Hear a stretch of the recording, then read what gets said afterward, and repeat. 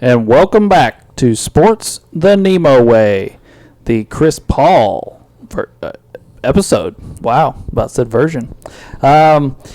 Chris Paul, the 6 foot, 175 pound point guard, who is a 0-time champ, 0-time MVP. He's an 11-time All-Star, 10-time All-NBA, playing 16 years, or just finishing his 16th year in the NBA after being the 4th pick, and he is not yet a Hall of Famer as he is a current player. With career averages of 18, 4, and 9 on 50% shooting, I will now kick it over to Wade, who has him ranked the highest of anyone at 29th overall. And did you say 6th on your point guard list? Correct, yes. All right, Wade, what do you got for Chris Paul, buddy? Well, I think with not trying to disrespect Drusev too much, I think Chris Paul has to be an automatic top 10 point guard. Between his career averages, career totals, and his accomplishments and accolades, it's very, very, very impressive. I think he's an automatic top 10 point guard. Where it gets tricky is where you put him in the top 10, mainly due to some up and down postseason success. We'll go with that for right now. But I mean, just for an example, Alex hit on the 11 All-Stars and 10 All-NBAs. But he also has 4 assist championships, 6 steal championships, 9 all-defensive teams, an all-rookie team, an All-Star Game MVP, and a Rookie of the Year. Those accolades alone stand up against almost any point guard ever. Career averages of 18, 4, and 9, plus 2 steals are, again, ultra impressive. His career totals are very nice. I'm sure Uncle Doug will give you the down low on those. I got it here. I'll leave that to you. I think I have him as possibly as high as you can put him without winning a championship. And that's really what's holding him back at this point. That's all that's left. Yes, he doesn't have a regular season MVP, but he's been recognized as one of the best, if not the best, point guard in the league for 10 to 15 years now. And it's very impressive. Even without a regular season MVP, everyone acknowledges and respects Chris Paul. And the postseason up and downs is really why he's at 6. And I think besides Drew, all of us have him in a very, very similar close spot, and that's why until he gets a championship, I think he'll stay where he's at on most of our lists. Before we move on from Wade, who are the 5 guys you have ahead of him on your point guards? All right, we have Magic, right? Isaiah Thomas, Oscar Robinson, Steph Curry, and the OJ Kid. All right, so very different than mine, I can say. I don't know about the rest of y'all, but... Well, I know I have a little more love for Steph Curry than a lot of people in this room. Well, not me. I don't know that me and Bruce are on the same page. I don't know I got him up there, too. No, never mind. I believe all 5 of us have Magic at number 1 on our point guard list, correct? Yeah. Ray, you got him at number 1? Yeah, I'm pretty sure. Yeah. And I also have Isaiah ahead of Chris Paul. I don't know if the rest of y'all do. I do too. I do. Yeah. I would imagine. Ray does not. No. Okay. All right. Really? No, I've got Isaiah at 44. Wow. He's my number 2 point guard. He's my number 3. Number 4. Number 4. I also have Kid, like Wade, ahead of Chris Paul. Nah, I have Kid at 5. Yeah, I have Kid at 7. I have him behind Paul. I have one ahead. I have Kid at 6. I have Kid 1 ahead of him. I have Magic and then Kuzi. Yeah, I don't have Kuzi. Kuzi's quite a ways down my list. Kuzi's at 8 on my point guard 10 list. on mine. Kuzi's at 7. You don't touch my list. We'll talk about that in a couple weeks. I have Stockton ahead of Paul. I do too. Now Stockton. One spot, but ahead of him. I think I miscalculated there. I have Stockton at 5. Stockton is one slot ahead of Paul. I missed his name. Stockton is 28. Chris Paul is 29. Okay. So I think Chris Paul might be my number 7. I apologize. Okay, so If I counted you have right. him at 7 on your point guard list and 29 overall. Yes. I have him at 32 overall and 5 on my point guard list. Ray, you have him at 33 overall and where on your point guard list? I don't know. I'd have to. Okay, and then Uncle Doug, you have him at 36 and where And on 6. and 6. Yep. Okay, so the three of us, at least, we have to wait for Ray, but the three of us not only have him similar overall, we have him very, very close on our point guard Yes. list. Yeah. I'm sorry. I went back and re-looked, and he is number 7 on my point guard list and 29 overall. Okay. I missed John Stockton being literally one name above him. Okay, Chris Paul's 6th. 6. So, yeah, we have 3 6s and a 5. Right. So, I mean, that's pretty I'm a pretty 7. close. Sorry. I'm a You just 7. said that, yeah. So, Yeah. a 5, 2 6s, and a 7, and then nothing at You're all. literally right in the same area for Yep, everyone except absolutely. Drusiv. All right, so now that we got all that out of the way, people can hopefully visually see our lists a little bit better there. That moves us to me, who has him 32 overall and 5 on the point guard list for my opening statement on Chris Paul. It's short and sweet for me. I don't think there is an argument against my first statement that Chris Paul has been the best point guard of this generation. And just a couple stats to throw out there. Not that I'm trying to step on Uncle Doug's toes too much. I just have 2 stats on here. He's now 5th all-time in assists. And if he gets 60 more assists, he'll be 3rd. And he's 4th all-time in assists per game. So it's not just a longevity thing. Also, he's also 5th all-time in steals. And if he gets 13 more steals, he will be 4th. And he is 10th all-time in steals per game. So his per game and his overall totals for assists and steals, which are 2 of the main stats we look at point guards for, are very, very high in both spots. And that is my opening statement for Chris Paul, which will now send us to Ray, who has him at 33 and overall and 6th on his point guard list. All right, kind of piggyback what you said. The man is 51 in points, 5th in assists, 4th in assists per game. Like you said, he's going to be, a few assists, and he'll be in 3rd. Another player I have is Mark Jackson. He's 4th in assists, so he would be passing him up to take him over. 10th in steals, 25th in free throw percentage. He is the modern-day point guard mold. I've talked before about Mark Jackson being the textbook point guard, but Chris Paul is the modern-day mold of a point guard. We know everybody's got Magic Johnson. He's probably the mold of all point guards ever. And we'll get into that at a later date. Let's see. Much later date. Yeah. So we can look at one modern point guard, if you want to consider him that. Westbrook. He's not really a point guard, more of a stat hunter. But then we have Chris Paul, who is an actual point guard. He's a leader, a mentor. We can look at this current season and the playoff run that the Suns had. The only 2 people that were on the Suns team that really were on a playoff team was Chris Paul and Crowder. So you can kind of see what the veteran leadership can do amongst being, good in a skill set. You also have to have some kind of, leader on a team, and Chris Paul. Chris Paul is the cornerstone of any team. If you were to draft somebody or trade for somebody or build around somebody, that would probably be the first person you would want to pick on any modern day team.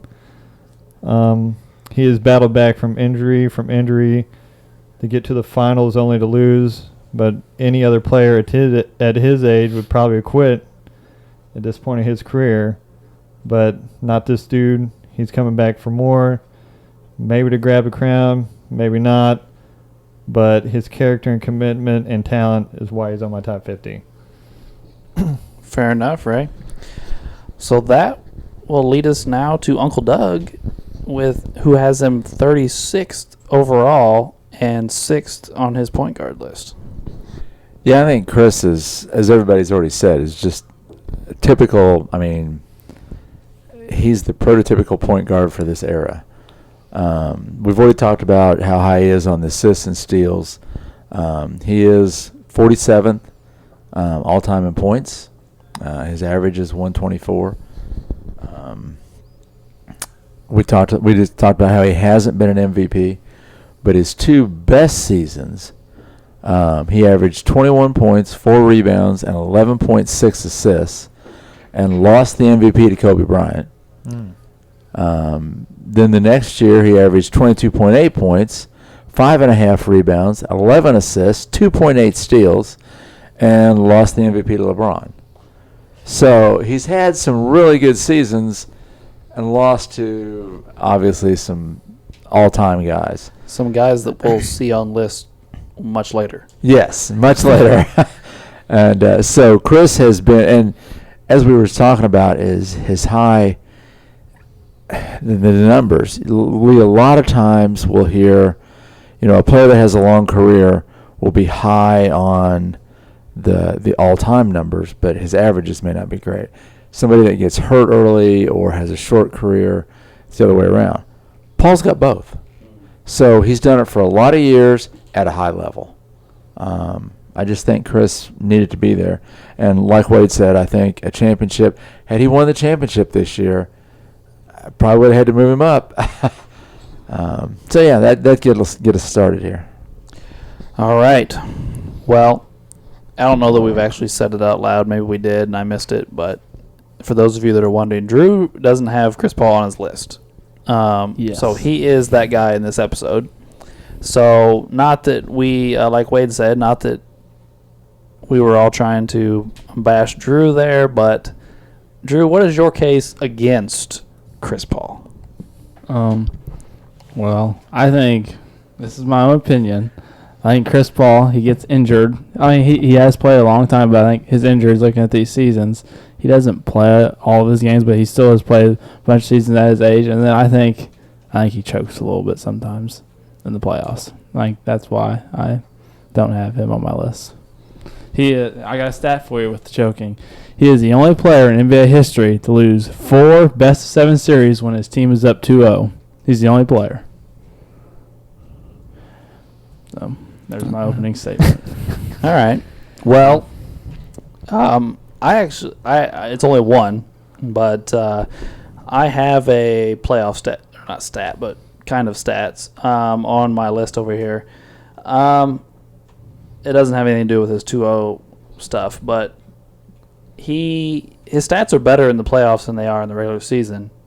And maybe not at the beginning of his career, but over the last few years, he's been one of the most clutch players in the NBA. He's hit a lot. He has lots of game winners. He always controls the offense, but controls it at the end.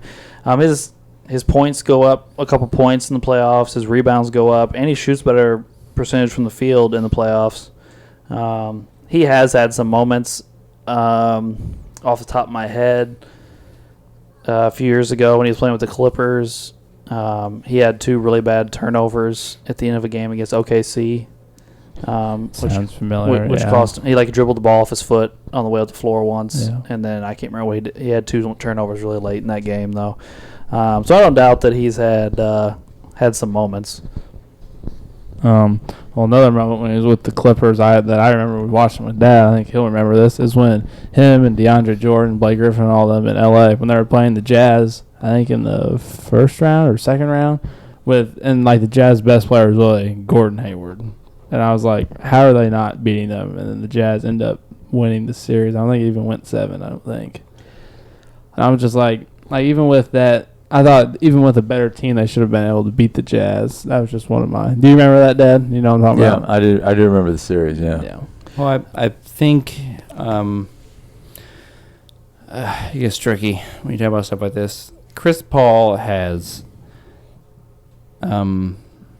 he's had a lot of bad injuries in key moments, which has affected his team a lot.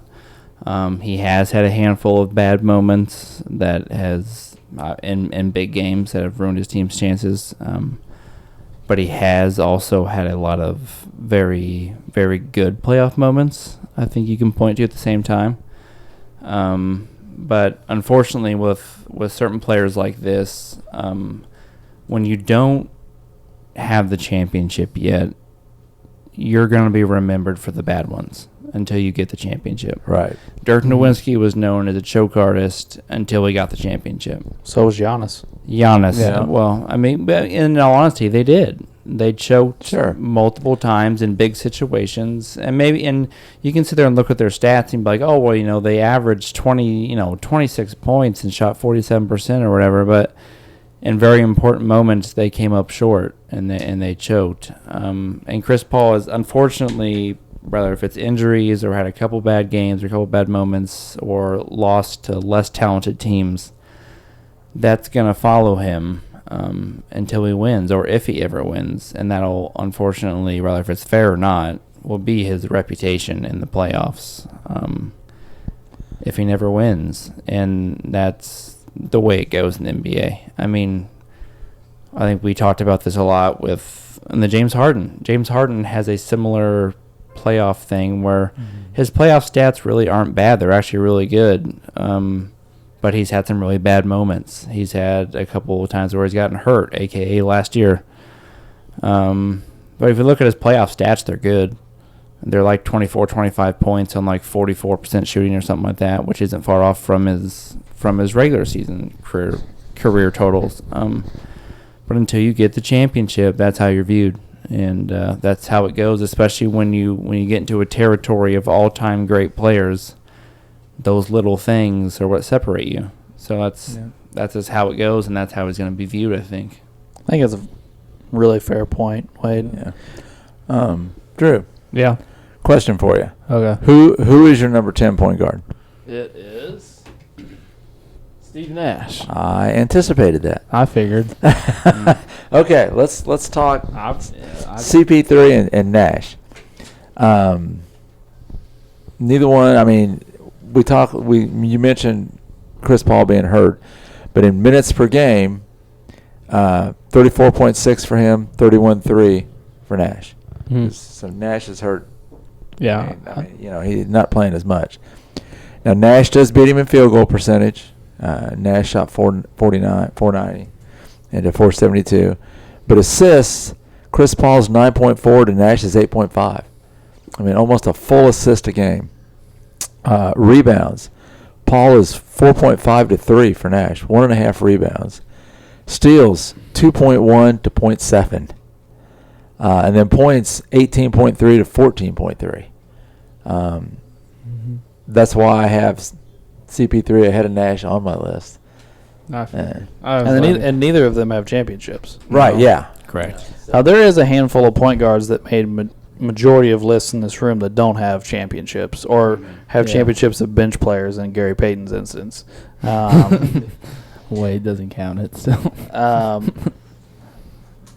I guess my other thing is that Wade's point was very valid. He doesn't have the championship. He has had some moments, and it's probably going to end up being his legacy as far as that goes. But I also go back and I look at a few things. He started his career in New Orleans, where probably the best player he ever played with was David West, and he's never going to sniff the Hall. No. I mean, he didn't really sniff the All-Star game. I think they, at their best, they had what was it? Chandler and West. Peja Stojakovic. Old Peja Stojakovic, though. And then was David Wesley there? David Wesley? I don't know if Wesley was there still or not. He might have been, though. But then you had like Peja, David West, Tyson Chandler. Mm-hmm. It was a solid roster, but it wasn't anything through the roof. Yeah.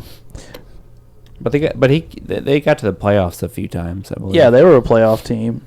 Looks on here. It looks like maybe Mo Pete would have been there. Tyson Chandler, Bobby Jackson.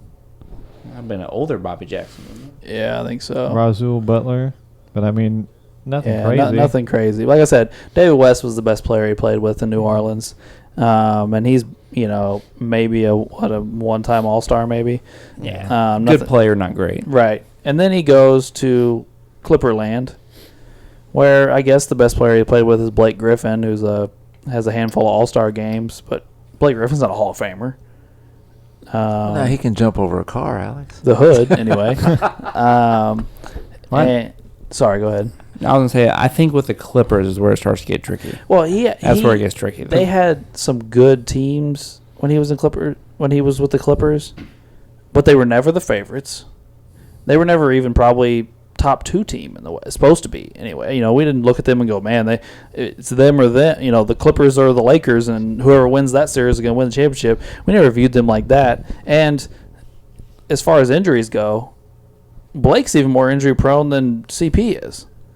There was multiple series where midway through the series, Blake's done, and then it's just CP and DeAndre Jordan, who Charles Barkley famously says if you locked him in a gym all night, he still couldn't score. Well, I think that was a large part of the problem was on top of a couple up and down performances from a couple key players, Paul or Griffin, if not both, often got hurt. Yeah. That was a large part of the Clippers' problem. And even though they had a very loaded roster.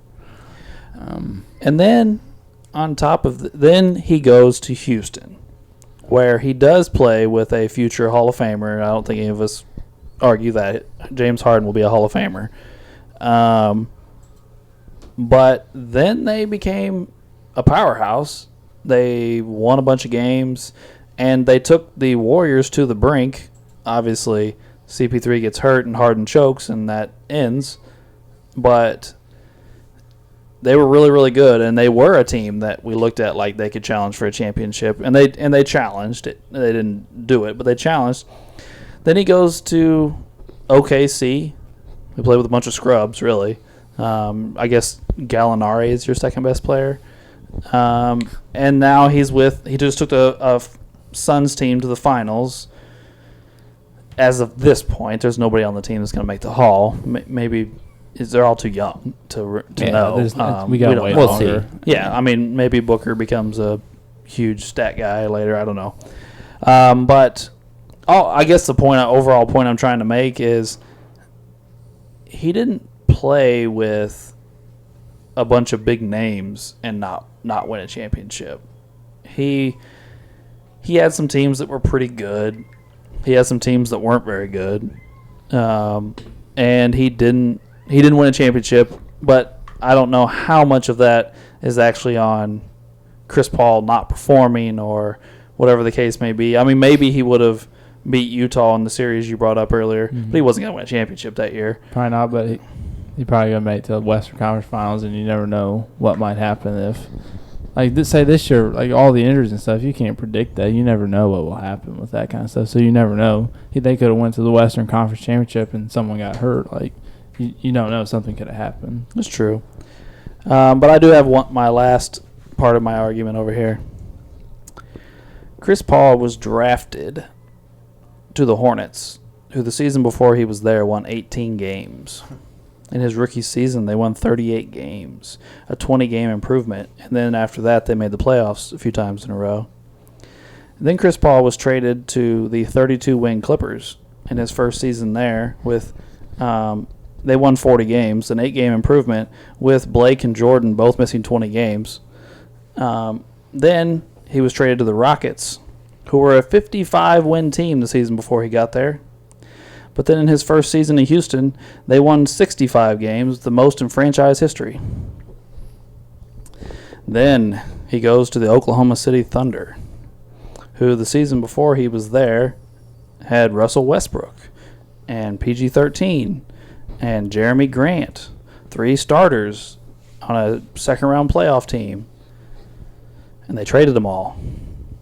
And CP3 came in, and we said, man, they're going to be lottery team for sure. They're going to be a really high pick. And he took them to the playoffs. And then he signed with the Suns, who the season before had won 34 games. In his first season there, they won 51 games, went to the NBA Finals. My point being is every single place Chris Paul goes, the team gets better. Most of the time, significantly better. I think Chris Paul is the last of a dying breed of a facilitating point guard. But he's done it at a level that we have very rarely seen in NBA history. Well, I have a question for everybody. This is for the whole group. What if, we're going to play the what if game, David Stern doesn't overrule the trade? I was just thinking that over here. And CP goes to play with Kobe. He's probably got a couple chips. How high would he be on our list now? Well, let me ask this. Do CP3 and Kobe play together without killing each other? They're both hot-headed. They're both ball dominant. And they scream and yell at their teammates when they don't do what they want them to do. Yeah, the teammates would definitely have a rough time with the both of them. I say if you're one of their teammates, you definitely got to be able to deal with getting yelled at. Their teammates would have had a hard time. I don't doubt They would that go at one each bit. other. Exactly. Yeah. At what point Yeah, would they might have. would they not been able to coexist? Because it's not. We've seen both of them struggle. I mean, we've seen Kobe struggle to get along with Shaq famously, but we've also seen guys get tired of CP3. Right. Yeah, I'm tired of him yelling at me, treating me like he's better than me, so on and so forth. Blake thought that. DeAndre Jordan thought that. I'm sure there's more if we think about it hard enough. I'm just thinking maybe they find a kindred spirit in each other because they both have the same mentality of, they want perfection. They may go at it and it might blow up in everybody's face, but they might really get along. Now, I'm still saying their teammates would have been miserable. Well, I think deep down, I mean, Chris Paul wants to win. Before anything is a facilitator, and before anything, Kobe is a scorer. Right. So I think it in the long run might go hand in hand, and it might be. And didn't they have Powell? Yeah, they had Powell. They have Powell then? Yeah. Because if they have Powell, That would have been really close together. I don't know if that was pre or post Powell trade. I think if they have Powell, it's over. They're going to win. I think that was before. I think Powell came about because they didn't get CP3. So that's what I think they had. Lamar Odom and Bynum. Andrew Bynum and that bunch. But do you know Vucevic. who they would have had other than Powell Gasol? They would have had Mark. Right. Because they traded Mark for Powell. Yeah, exactly. So a couple years later, they would have had a stud center. Right. It just would have taken a couple years. I don't doubt that. I'm not saying it's a no-go that they couldn't have made it work. But whenever Kobe was successful in his career, it was with a spot-up shooter playing point guard, not a actual point guard, because Kobe wanted the ball all the time. And when Kobe is taking 35 shots and 10 of them are stupid-ass shots, Chris Paul's going to yell at him. Right.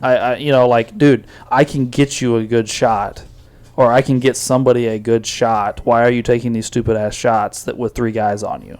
Yeah. And like I said, it may have blown up, but at least something to think about. David Stern may have had a huge impact on the NBA with that decision. I don't know that still to this day, I don't know that I understand what happened in that moment when David Stern rejected the Chris Paul to the Lakers trade. I do know that the league had taken over ownership of the New Orleans franchise, so they were controlling the franchise. So David Stern, in essence, was the owner of the. What were they then? The Hornets. I think so. Yeah, I think they were. Hang on, real quick. Okay. Pau Gasol came to the Lakers in the 07-08 season. David Stern rejected the three-team trade that would have sent Chris Paul to the Lakers in 2011. Oh, okay. So it was a few years later. it would have been there. That would have been after they won their right after they won their two championships. Okay. Right. Yeah, so they would have added prime CP3 to that. Powell and Kobe. As Kobe and Powell were starting to get a little older. But they're both still very good. Right as Derek Fisher. And like It was probably at the end of the Ron Artest is there. Powell's there. Kobe's there. You get CP3. Odom. Bynum. Odom was probably close to leaving. Odom was gone, yeah. He was at least close to leaving. Yeah, he didn't. I don't think he played so much with Powell. Well, he was there for both championships. Yeah, he was there for both championships. Odom's in the trade. So So if the Right. trade goes through, That's right. He was in the CP3 Chris trade. Paul goes to the Lakers. The Hornets get Lamar Odom, Kevin Martin from the Rockets, Luis Scola from the Rockets, and Goran Dragic from the Rockets. Who does the Rockets get then? Because that was two of their better players. The Rockets get Pau Gasol. Oh. Oh, so Pau would have left. But So again, it would this have been is a guard-dominated team with Odom and Gasol both gone. So was Bynum still there? Bynum would have. I don't think he ever left until Till near the end of his Howard trade. career. He left in the Howard trade. So. But you got to think this is a 2011 when a lot of those players are getting older. Right. Odom's not in his prime anymore, I don't think. Powell's still really good, but he's probably still really good. I would assume so. But so yeah, that's really tricky. But you have Chris Paul and Kobe's still Kobe for at least a few more years after that. I would guess Ron Artest is still there. Maybe. Yeah, I think he's. I There think for, he's there for the second championship because isn't it Ariza's there and they trade for Ariza, Artest right, for yes. the second one? Yeah. 2011, Powell was 18-10 Yeah, so he's still Powell. on That works. 53% shooting. So That I mean, works. yeah, he had a nice season. And the Lakers kept him for 3 more seasons after that. So I mean he was still doing well. Who else is on the roster? I think that's what we're trying to get at. 2011. Who would have been around Chris Paul and Kobe if Powell and Lamar are gone? This is the 2011. Well, maybe. Because I'm trying to think, and I'm thinking a lot of very role players. Jordan Farmer.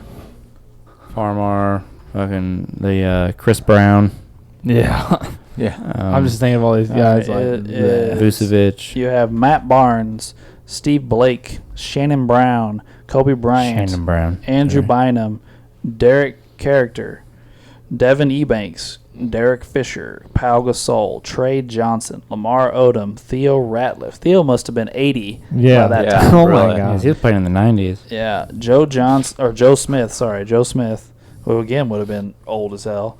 Sasa Vucevic, Luke Walton, and Meta World Peace. So you have 3 or 4 decent role players plus Kobe and Chris Paul, I would say. Mm-hmm. It would have been interesting because at what point did Bynum just completely become useless because he couldn't stay on the floor? Right. It Yeah, was that was about- after it was that. about that It was time. about Yeah, that and- because if you trade Gasol and Odom, because when he would miss time, it wasn't that big of a deal because you still had both of those Right. guys. You had 3 of them. But when Bynum if he's done and those 2 are gone, I mean, it's interesting. And when Bynum went downhill, it was quick.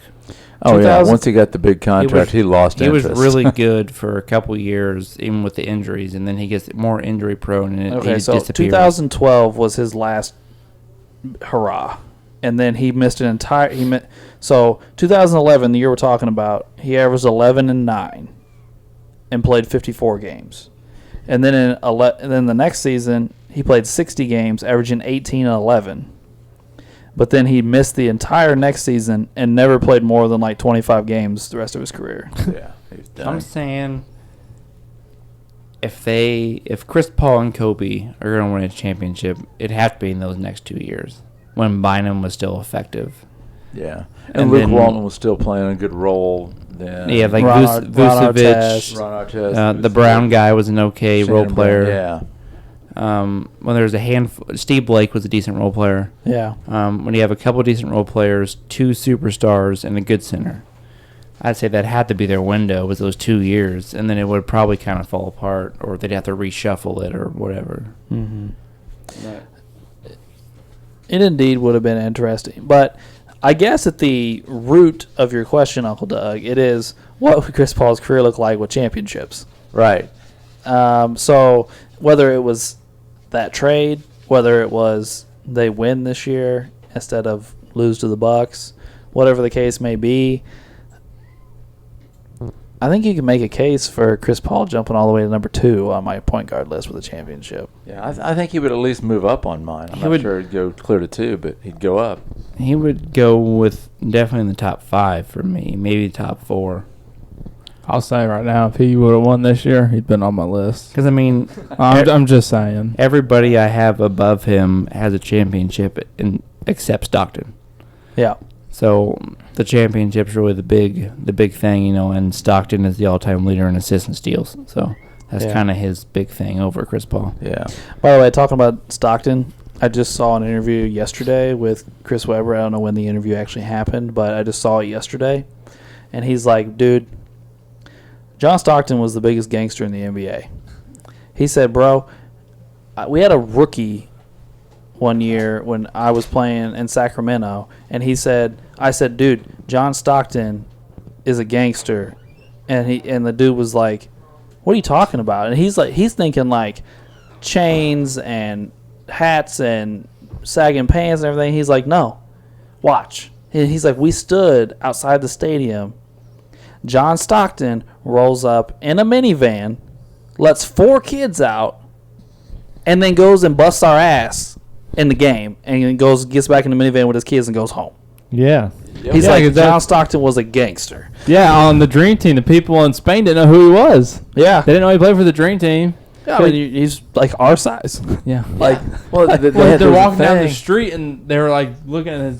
I don't even know what it was. Someone pointed at a shirt and that's like, the kid's like, "That's my dad," and the kid's like, "No, it's not." And then I actually talked to I John. think the lady was actually wearing a Dream Team shirt, Yeah. and she ran into Stockton, didn't recognize him. Because he was just walking, like you said, with his 4 kids and his wife. He was pushing the stroller, and no one recognized him.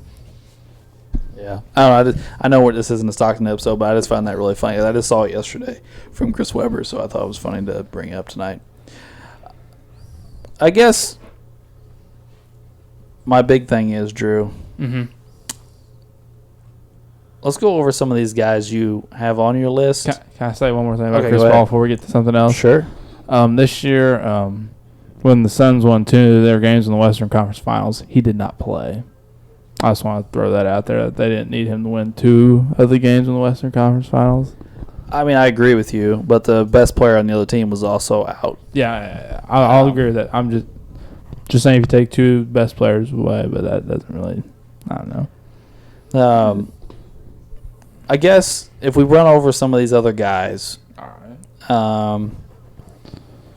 you know, there's a handful of them that don't have championships, like we mentioned previously. There's a couple of them that have championships, but not as the best player. So, you know, I don't know how, depending on which one, depends on where they're, you know, like I said, Gary Payton won as a bench player. Yeah. Kidd won it as a second best player. Things like that. Can you, I guess what I'm asking, and I guess we can get into specifics if you want, but I guess what I'm asking is can you get more in depth into why this player and not Paul? So you want me to explain why, like, I picked my 9 and 10 instead of Paul? Yeah. I guess that's exactly what I was talking Basically, about. who do you have on your list that the rest of us don't? Well, I know he has Westbrook and a couple of his don't. No, I don't have Westbrook. Oh, it's not you that has Westbrook? I'm sorry. I have West. You have have my dad and Westbrook, okay. Wade. Okay, sorry. I'll just read my list. Okay. It goes Magic, Right. the Big O, Steph, Isaiah, John Stockton, Jason Kidd, Bob Cousy, Walt Frazier, Gary Payton, Steve Nash. No, Walt Frazier's the one for me. Frazier's not on my list Yeah, either. not on mine either. But Payton is not on yours either, No, right? Payton's not So either. Payton is not on a few of our lists, and neither is Walt Frazier. Because Walt Right. Frazier's just Wade and Drew, I believe. Mm-hmm. I think so. And Yeah, Payton yeah. is the 3 of us. It's me, Ray, and Drew, Yeah. I believe. Mm-hmm. Yeah. And then I guess everybody has Steph Curry except for me. Yes. Yeah. And everybody has Magic. Everybody has Big O. We all have Isaiah. I believe we all have Isaiah. Isaiah. I think we all have Nash and Kidd, don't we? What about Stockton? And Stockton. And Stockton, I I think we all have Our Stockton. point too. guard lists are pretty similar besides a couple, Yeah. I would say. Yeah, through the first 5, I think you and I are identical. You have Steph at 3. Yep. Oh, didn't know that. I do not. Yeah, we figured. But that episode is coming quickly. Yep. That's going to be a fun night. Yeah. I agree, it is. So I guess why Gary Payton? I have Gary Payton on my list, Gary Payton? but I have him much lower than Can I Chris explain Paul. Steve Nash first since he's 10? And then Oh, we'll- yeah. since Gary Payton's 9. Well, I don't mind that you explain Nash, but we all have Nash. Yeah, we have So, Nash. Okay, like, okay, that works. That Oh. works. I just went with your 10th guy. I should have probably gone with Frazier or something to compare. But so why Payton over Paul? I mean, obviously, they both have all 9-time defense. Now, Chris Paul has more All-NBAs with 10 or 11. He has 10 All NBAs. Okay, so now, because at first, when I was first looking at this, they're all the same. Like, they all the same. He has one more All-Star than Gary Payton, and then he has Rookie Year. Gary Payton's all rookie. Gary Payton has Defensive Player of the Year. And Chris That is Paul true. He does does not. have that. That's what I. And then the stats are 16 to 18 points, 4 rebounds, 4.5, and then assists is 6 to 9.5. So I guess that was my thought process. Drew, was their accolades are almost identical, and then Chris Paul blows them up statistically. Like when you're a point guard and there's a 3 assist difference, I feel like that's really sizable. Plus, I score more than you, and I score more efficiently than you. I mean, like the shooting percentage, field goal percentage, he only wins by like 1%, but then he's a 6% better from 3, and holy cow, Probably way better 15% better from the free throw line. yeah, there's not many people better than Chris Paul from the free throw line.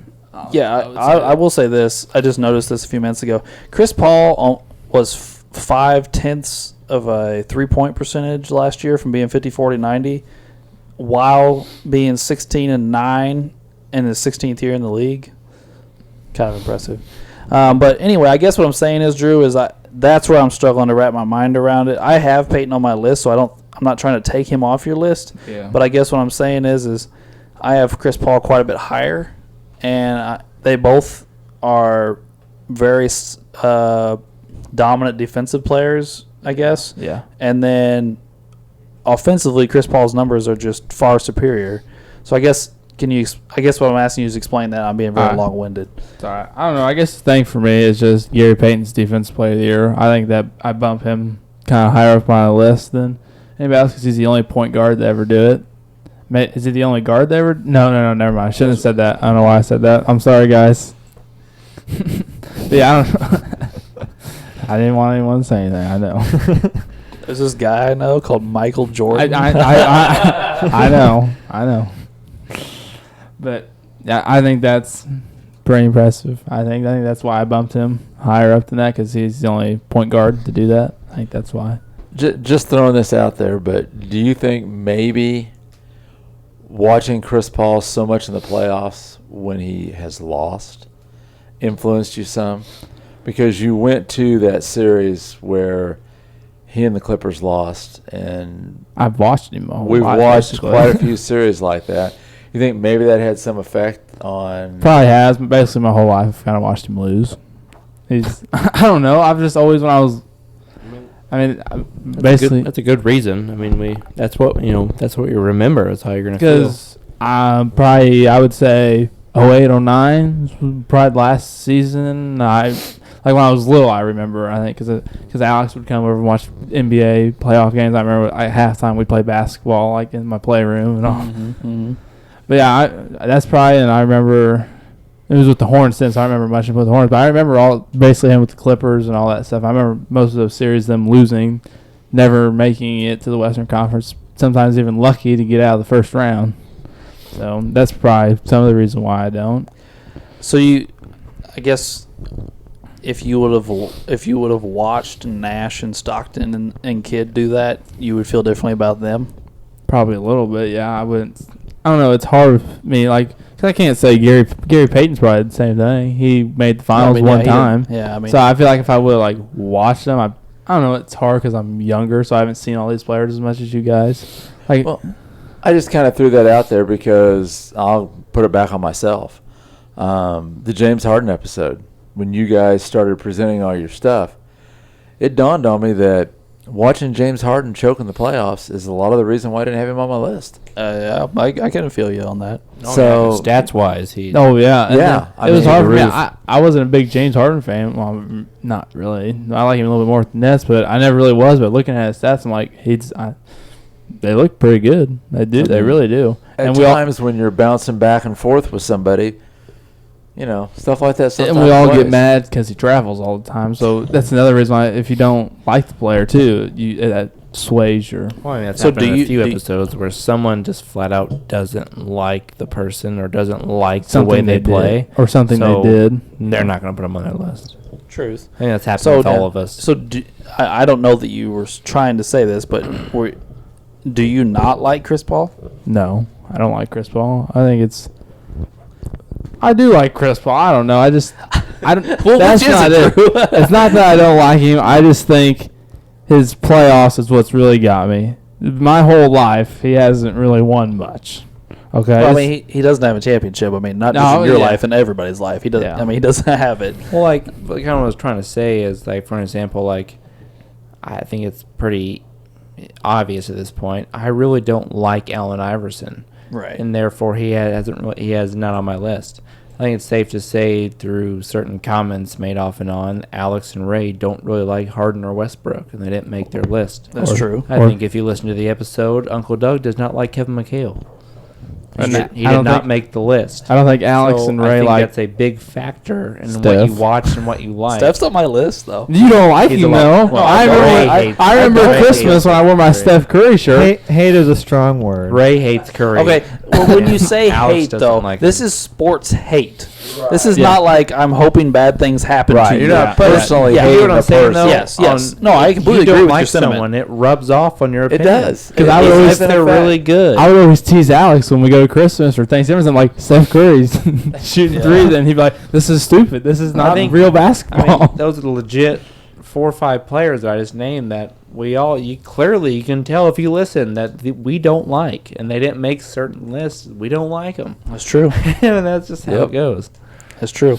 And And sorry. Go ahead. No, that's fine. Go ahead. I'm just gonna say, and at certain times we've had it thrown in our face, like how can you have this guy and not this guy? I mean, essentially that's what you did with your Harden AI argument. Me? Like, yeah, you were like, guys, how could you have AI on your list and not James Harden? And we're all kind of sitting here like, that was a really good point, Wade. Like, yeah, Harden yeah. beat him in everything. Yeah, and so like and it's, I guess We'll make it up to you, Wade. We have a last episode where we get to change lists. that's true. That's true. Throw it out there. I do like Chris Paul. Okay, That's not. so you decided now. Yes. I decided before. I do like him. It's his losing that. I was going to say I don't like. I don't like his Well, losing. I guess here's my thing with that argument, Drew, is as we've said 100 times, I feel like on this podcast, the ends of our list are littered with guys that didn't win. There's not enough winners to fill out our list. I mean, we could all go, put a bunch of 60s Celtics and 90s Bulls on our list and make sure we have guys with championships on our list, but they're not really great players. My point being is, if losing is the cutoff for you, we have some guys on your list that also lost. Okay, now I gotta defend this side.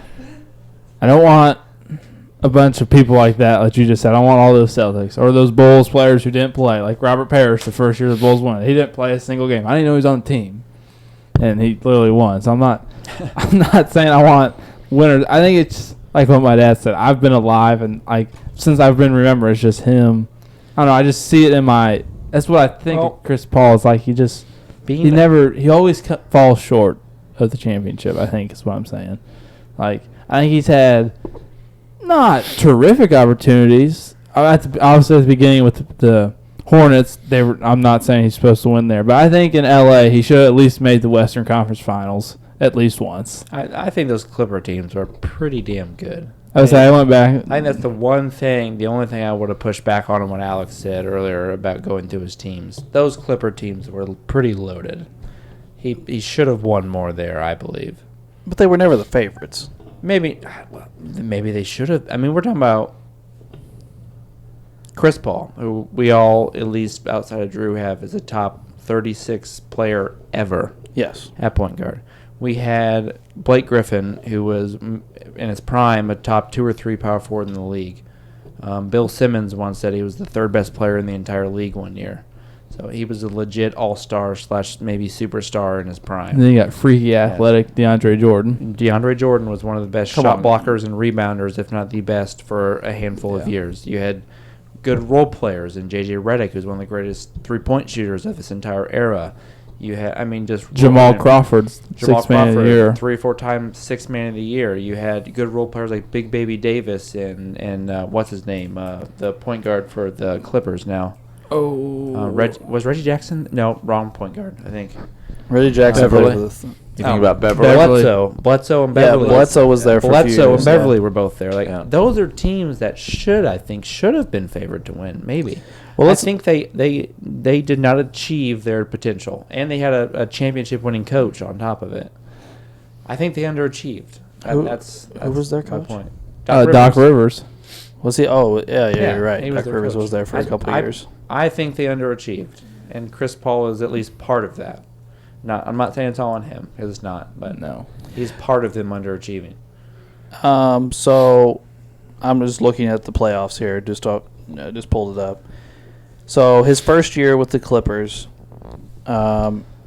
he beats Memphis in the first round, and then loses to San Antonio in the second round. And then the following year, he loses to Memphis in the first round. And then the following year after that, he beats Golden State in the first round and loses to the Thunder in the second round. Then the following year, he beats San Antonio in the first round and loses to Houston in the second round. And then the following year after that, they lose to Portland in the first round, and then is the Utah series that Drew mentioned earlier, where they lost to Utah in the following year, and that is the end of the Clippers run. So they were in the second round majority of years, I guess. But yeah, they never made a Western Conference Finals. They lost in the first round a few times. I don't know which one. Some of these I don't know though, like which San Antonio teams are these. I would say the first one is probably early Kawhi, the end of Duncan. I would say. What year did they? What 2 years were they playing the Heat in the finals back to back? What 2 years was that? What was it? Dirk won in 11, didn't he? Because Kobe won 09. So we and 10. like 13 and 14 or 12 and 13. Yeah. Something like that. Okay, so 12 is one of the years he lost to San Antonio, Okay. and then the 14 Thunder was.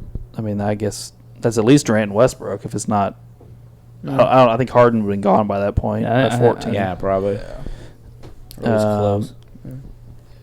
And then in 15 he beats San Antonio, whoever's on that team, but then loses to Houston. Which is probably Harden, I would say. I mean, Harden and who? Was that Dwight? Was Dwight there? or is that is that not even Dwight? It's probably just Harden. Did he get beat by Was That Harden is and Luis Dwight. Scola? It's Dwight. Dwight It is is there. Dwight. Okay. In that series, Harden, Dwight, Trevor Ariza, Jason Terry, Josh Smith, Capella's there. Those guys. Capella's how old is Capella? It's gotta be 20. Oh, okay. So he's like a rookie almost. But yeah, I think and that- then, yeah, Blake and Redick. Oh, Chris Paul gets hurt in that series and doesn't finish the series. So that's part of the problem. One of those. Yeah. Yeah. Yeah, Blake and Redick and DeAndre are there. I mean, they're it's Blake, Redick, Paul, Crawford, Jordan, Rivers, Barnes, Hawes, Big Baby Davis, Lester Hudson, 35-year-old Hito Turkoglu. Isn't Paul Pierce there somewhere? Not on this team. So he's on one of them later. I think. Dante Jones at 34 and Ekpe Udo. I don't know how you say that. I guess what I'm saying is they may have slightly underachieved, but I never viewed those Clippers teams as teams that should have been winning championships. Really? I don't know. I guess I think we're just going to disagree. I mean, they weren't better than the Lakers teams that won championships or the Spurs teams or. I mean, but you have how long were those guys together? 4 or 5 years, maybe 6 years. The Clippers, you mean? Yeah, like that core of players. I think 6 or 7. 1, 2. Oh, hold on. That's not true. 1, like 2, Paul Griffin, 3, Jordan, Jamal 4, Crawford, JJ Redick. 6 years. 6 years. I don't know. There was 3 first-round exits and 3 second-round. I feel like that's really underachieving. I mean, it's not like the Spurs are winning every year. I mean, the Lakers, part of that where it got old and got washed up for a little bit. I'm part of that, the second half of it. I'm not saying they got to win the championship every year, but I think they should at least made a Western Conference much Finals. more talented than the Grizzlies, I think. I think they're more talented than the Rockets, to be honest. I don't know. I guess what it boils down to me is the Rockets team we were just talking about has 2 first ballot Hall of Famers on it. Chris Paul's not playing with any Hall of Famers. And those Spurs teams have like 4 Hall of Famers on them. Now, they're various stages of their careers, obviously. I mean, I gotta say, I think the Clippers team is better than the Houston team you just named. I don't think Dwight Howard blows DeAndre Jordan out of the water, and Blake Griffin's going to be 8 times better than whatever power forward they had. And then you have Chris Paul and James Harden, 2 different kinds of players, but there's the 2 team superstars. And then JJ Redick and Jamal Crawford. I mean, Jamal Crawford's the 6th man of the year half the time in that era. JJ Redick, Big Baby Davis, Spencer Hawes. I mean, you can laugh at those players, but those are actually good role players back in the day. I just can't believe you just said DeAndre Jordan was as good as Dwight Howard. I mean, in his I'm prime, speechless. the only difference is like 4 points per game. That's really the only difference. 4 points. DeAndre Jordan, has he ever averaged double-digit points? I mean, I would imagine. And yeah. DeAndre Jordan? I mean, prime DeAndre Jordan got you like 15 rebounds and 2 or 3 blocks and maybe 10, 12 points. Half of Dwight's career, he got 14 to 15 points a game. I mean, we're not talking about Orlando Dwight where it's averaging 20 a game. So I don't really think. I mean, we can look real quick. You are right. He did get up double digits a few times here. Did you say that they lost to Portland one year? They did lose to Portland. So what would that be? Young Damian Lillard and I'd be like LaMarcus Aldridge, young Damian Lillard, young Wesley Matthews, Nicholas Batum. Was Brandon Roy there then? Possibly, depending on what area. Yeah, I've already taken that page down, so I'm not. I was just 100% asking because I figured that's who would be on the Trailblazers. Yeah, I mean, maybe they should have made some Western Conference Finals. I mean, I guess all I'm saying is I don't ever remember thinking of them as like this team should be winning championships. Blake Griffin's a buster, man. Blake Griffin is your second best player. You're not winning championship. I really don't believe that. What do you mean by buster? I think we say that now. Intrigued me. But during that time period, they thought a lot of Blake Griffin. We thought he was a lot. He was a top 5 player in the NBA for a while. Yeah, I mean, now we look back on it and say, yeah, You really didn't like him at as the much, time, I don't have anything against Blake Griffin. I don't dislike him. That's not the word I would use. I think because he could jump really high, he got really overrated. He had a couple of really good years, but he was always a piss poor defender. After his rookie season, he was a below average rebounder, and he dunked on a bunch of guys. I'll give it to him. And he had a couple of really nice scoring seasons, but then it tailed off really fast, and he missed a boatload of games. I never viewed Blake Griffin as a superstar. Really? I mean, just for an example here, we're looking up from 2010 to 2019. We're looking at 22 points, 20, 18, 24, 22, 21, 21, 21. We got a combined season here. Yeah, I got you. It's 21, between 24. those years, he averaged 22 points and 9 rebounds. Yeah, for those rebounds. years. Yeah. 12, 11, 8, 9, 7, 8, 8, 7. Another combined year. 7 or 8, and then 7. I mean, yeah, he does miss some time, but I mean, those are legit all-star, borderline superstar numbers, I feel like. He's actually a great passer for a power forward. His career average as a power forward passing-wise is on level with Chris Webber. He's over 4 a game. He is a good passer. Yeah, he's averaging 4.3 for his career. One year, he almost averaged 6 assists a game. I mean, he's constantly above 3 and in the 4s and 5s in his prime. I mean, I don't know. I viewed him as a superstar for a period of time. Obviously, he's not now. But, I mean, I don't know. I guess we just disagree on Blake Griffin. Well, I think you're saying you didn't see him as the favorite, and I agree with you. They probably weren't the favorites. But I thought that they definitely the 3 years they went out in the first round, I thought they underachieved. Because I thought they were one of the better teams that should have been going farther. They certainly had the aspirations to take that mantle in the West. I don't think. I don't remember specific instances, but yeah, I think it's always a disappointment to go out in the first round when you're a great player. I think that's always a disappointment. Now, one of those years was like to the Grizzlies. I don't know. I mean, that's the grit and grind Grizzlies era. They beat them one year and lost to them the next year. I don't know. Yeah. I don't know what year that was and who all was there, but I do remember specifically whenever because they played each other in the playoffs a few times there, Memphis and LA. I mean, and it was like a running joke. Anytime Zebo plays Blake Griffin, he wants to go home. Like he couldn't perform against Zebo for whatever reason. The physical play, the whatever the case. I don't know. I guess maybe I do have some dislike for Blake Griffin. I don't feel like I dislike him necessarily. I just really don't think he's that good. Like he played with the best point guard in the NBA and caught a bunch of lobs from him. Like he led the NBA in dunks for a few years, and then his career rapidly declined. I mean, he put up good stats when he was on the floor. I don't know. At least for a while. He hasn't for a few years, but he's in his 30s now.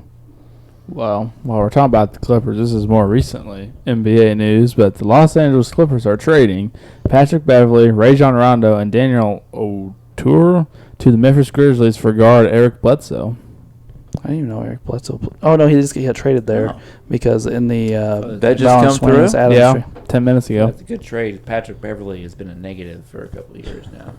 Patrick Beverley's been a problem for them. Yes. Yeah. Yes. And negative on the floor and off the floor. Like just shoving down Chris Paul from behind. Yeah, that was ridiculous.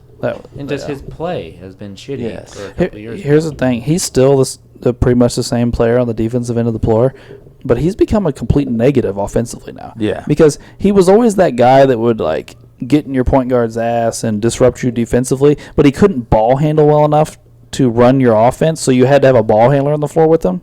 But now he can't shoot for some reason. Right. So it's like, well, now on offense we just have to like put you in the corner and nobody's going to guard you.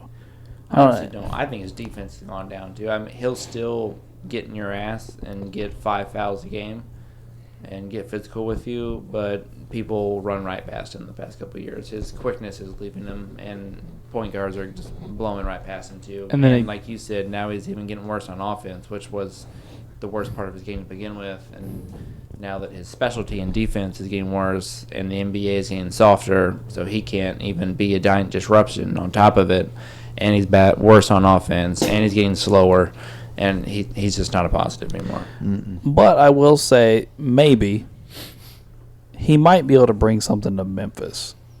They're a young, inexperienced team. He has tons of playoff experience. He's tough, like we said, tough-minded guy, getting your ass. He may be like a...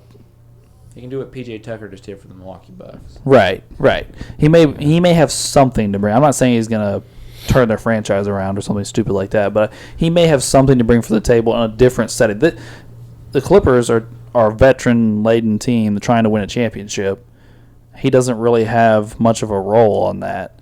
But with a young team trying to build towards playoff success, he may be able to be helpful in a way or two. Yeah. And Bledsoe at this point in his career is still a positive defender and has upside on offense when he's not asked to do too much. Which on the Clippers, I don't think he'll be asked to do too much. Well, he won't. won't have the ball in his hands as much. You know, Yes. the ball will be with PG or not this season, but in the future Kawhi or Reggie Jackson. Yeah. Well, they just re-signed Reggie Jackson, so he'll be the main point guard.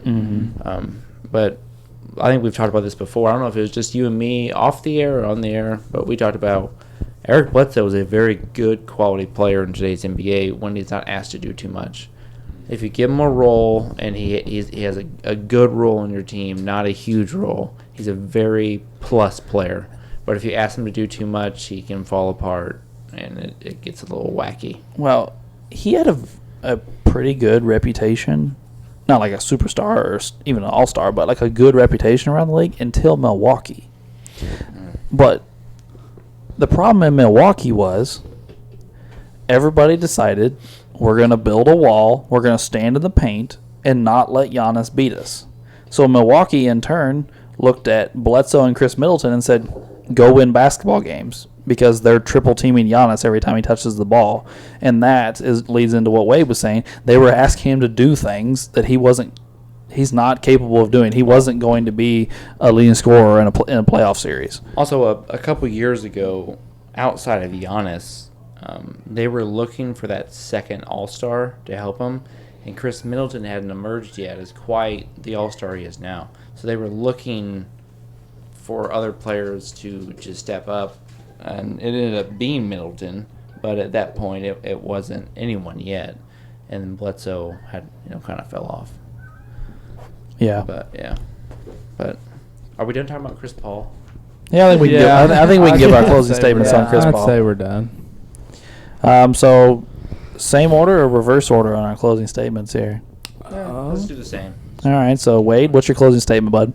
I mean, like I said, I think he's obviously a top 10. I mean, literally, if you just look at his accolades and accomplishments, he blows a lot of other point guards out of the water. Just accolades alone.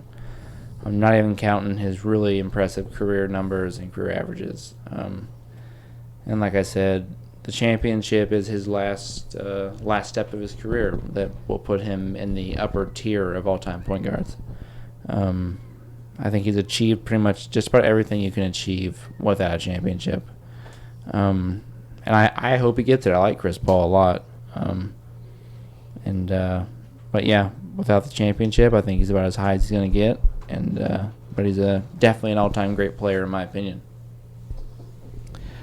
I agree with pretty much what Wade said. I think Chris Paul's a great player. Obviously, I have him at 5 on my point guard list, so obviously I think he had a great career even if it ended today. But I also agree with Wade. I hope he gets a championship. That being said, I think we're entering a portion of his career where I hope it's not a Gary Payton-esque championship. I mean, he's late 30s now. So I'm hoping he can still, be at least a carrying member of a championship team if he's not the best player, one of the best players on a championship team. I don't think he's going to win an MVP at this point in his career. But I do think he's an all-time great point guard, and he will remain on my list. Ray? Well, like you said before, he's the last of a dying breed. We'll probably never see this style of point guard ever again, at least for a long time.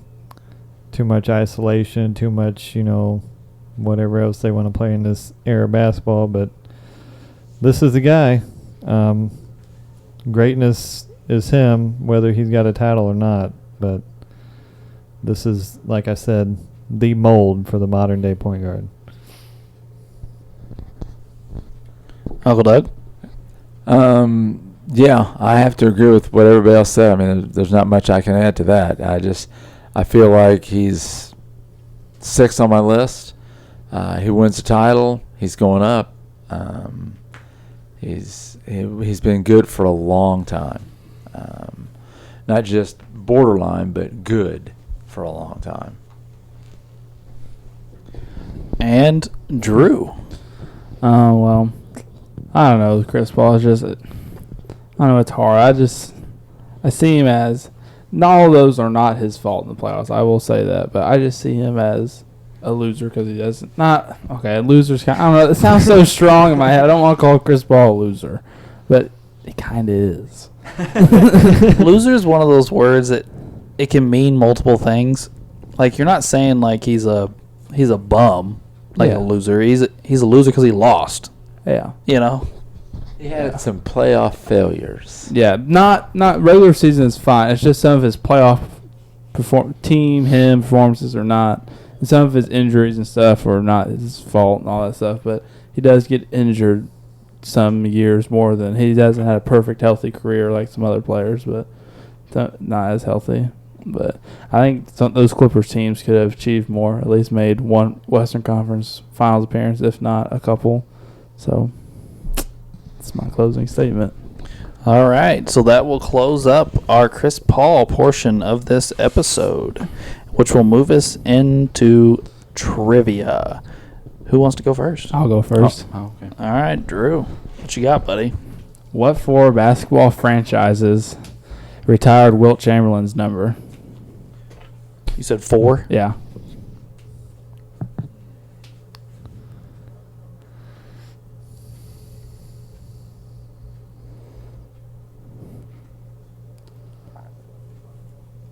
I wrote down 3 really, really fast, and then I went, Wow.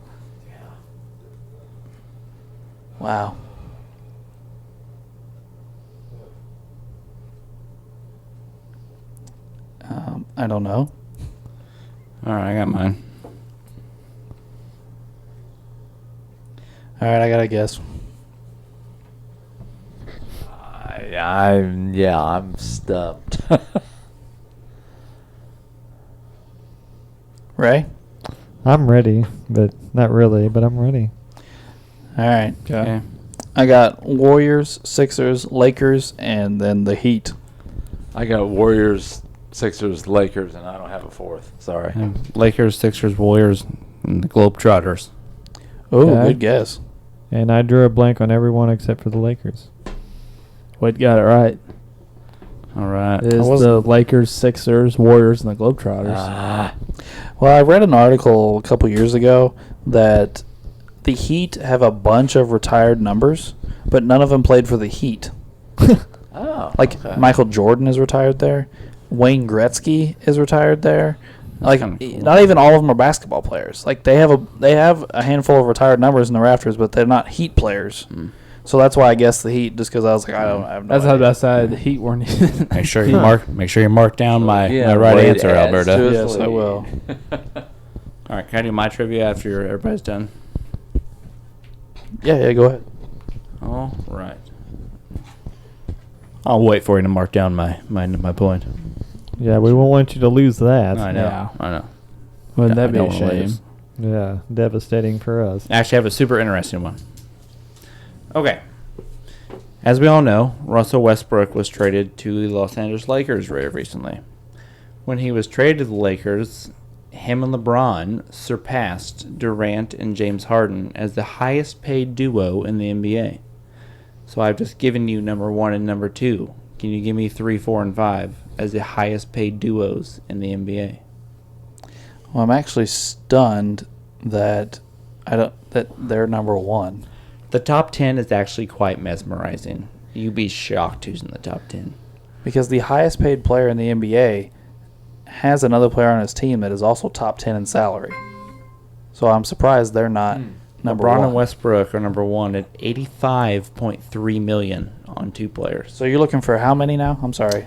LeBron and Westbrook are 1. Yes. Durant and Harden are number 2. Give me 3, 4, and 5. 3, 4. And this is all Duos. time. This all time, not current. This is right now.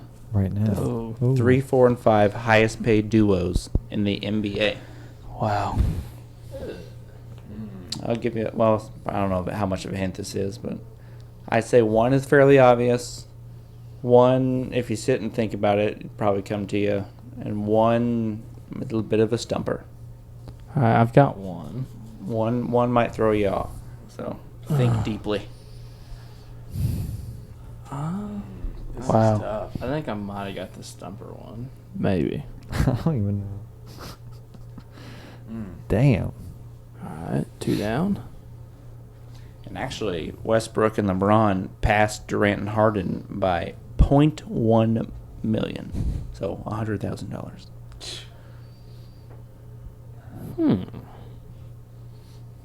I'm considering doing 6 through 10 as my next trivia, but it's so interesting. I kind of want to talk about it. Well, I won't do 5 of them. That's not fair. But.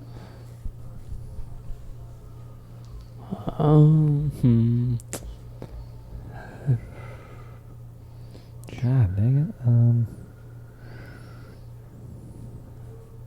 This is rough. Yeah. Yeah, this is I can't think of the third one. 6 through 10 really throw you for a loop. I probably won't do it as my next question because it probably wouldn't be fair. I'll tell you 6 through 10 just for fun after you're done because it'll get you.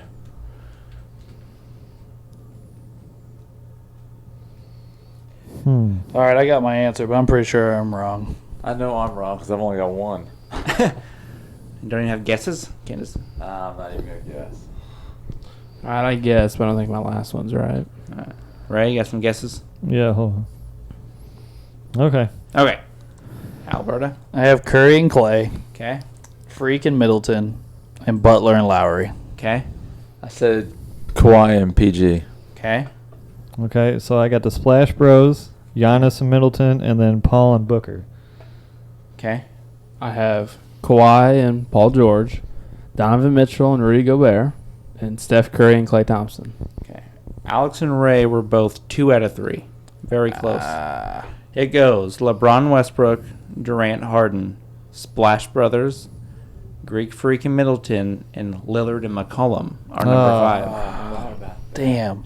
And By the way, here's, sorry. let me give you 6 through 10 just for fun. Really throw you for a fucking loop. Number 6 is Donovan Mitchell and Rudy Gobert. Which is asinine. Number 7, John Wall and Eric Gordon. Oh my God. Number 8 is Booker and Paul. Number 9, Anthony Towns and D'Angelo Russell. And number 10 doesn't even include the best player on the team. It is Tobias Harris and Ben Simmons. With that, and doesn't include Joel Embiid. Tobias Harris makes more than Joel Embiid. Let me. Yes, he makes like 30. He makes I like I knew he 34 got million. a big contract, but I didn't think it was bigger than Holy Embiid. cow. I didn't know Ben Simmons. He got re-upped sooner or more recently. Yeah, didn't he? yeah, I think you're Holy right. cow. Isn't that shocking? That is shocking. Embiid isn't even the Dude. third. Isn't even the second or first highest paid player But on his dude, team. Towns and Russell being on that list and can't even win 30 games. That's what's really pathetic. crazy. That's the worst one, I think. But I will say, though, I never approved of Rudy Gobert making $200 million. And him and Mitchell being on this list is a joke. When you're not a good offensive player and you can be abused in certain matchups on defense, there's no way you should be a max player. Right, exactly. And this isn't even just, I know it's an asinine statement, but this isn't even a max country. This is a super max. Yeah, and he's 3-time defensive player of the year, but we just saw in the Clippers series, they abused him. They used him to their advantage. But here's the other big thing. I just listened to a whole podcast about it the other day.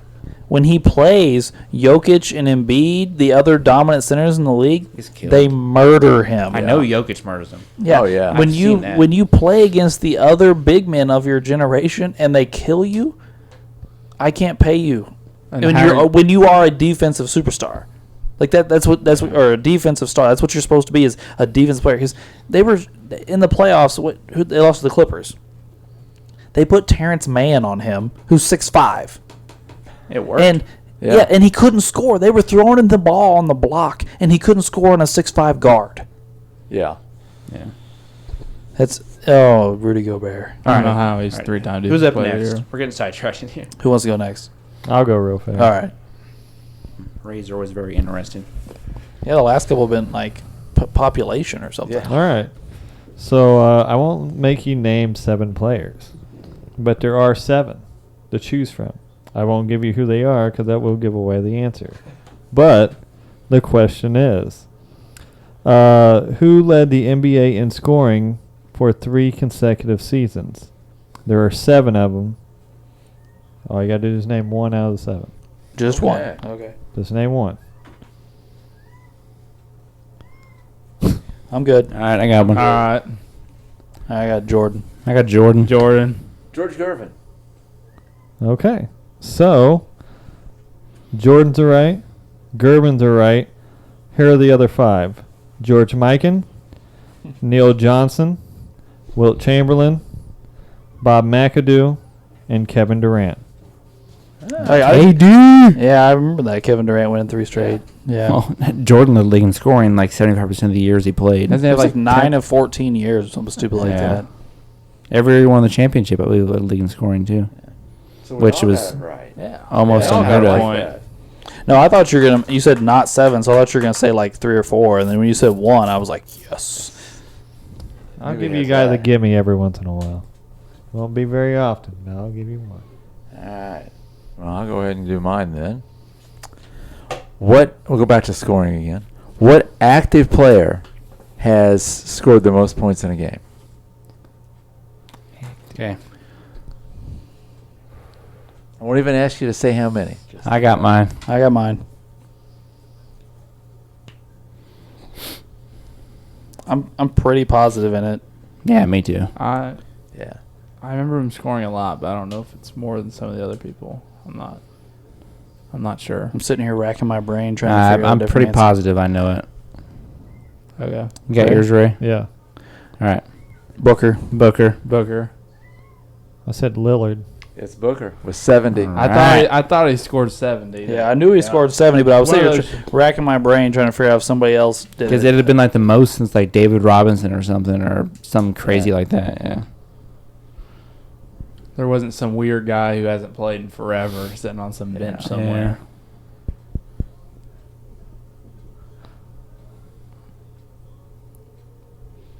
All right, that leaves me, right? Yep. Yeah. All right, my question is fairly simple because I've been on a roll here with this year's stats. The 2021 season. Who led the NBA in defensive box plus minus? Speaking of defense. Rudy Gobert. You would think since he was defensive player of the year. You would really think. All right, I got mine. Yeah, I got mine.